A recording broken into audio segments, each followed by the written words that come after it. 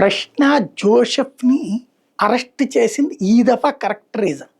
ఇంతకుముందు ఎన్ని పవన్ కళ్యాణ్‌ని దూషించారన్నట్టు. పవన్ కళ్యాణ్ విమర్శిస్తే అరెస్ట్ చేయడం అంటే, పవన్ కళ్యాణ్ జగన్ విమర్శిస్తాడు, జగన్ పవన్ కళ్యాణ్ విమర్శిస్తాడు, చంద్రబాబు నాయుడు జగన్ విమర్శిస్తాడు. విమర్శకే కనుక తప్పైతే గనక ఈ దేశంలో ప్రజాస్వామ్యం చచ్చిపోతుంది. అందుకనే ఏ కోర్టు కూడా వాటిట్లల్లో ఒప్పుకోలేదు.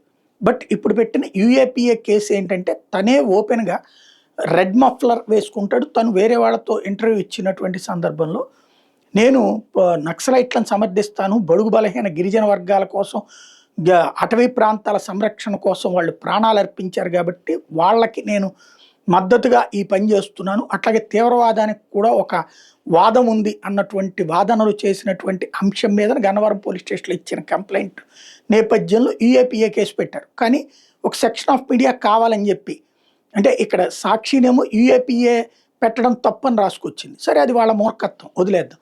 ఈనాడు జ్యోతినేమో పవన్‌ని విమర్శించినట్టు జ్యోతి రాసుకొచ్చింది. పవన్ విమర్శించినందుకు యూఏపీఏ కేసు ఎందుకు పెడతారు? అట్లాంటి తప్పుడు నేరేషన్‌తో ప్రజల్ని తప్పుదోవ పట్టిస్తున్నందుకు వీళ్ళ మీద కేసు పెట్టాలి లెక్క ప్రకారం అయితే.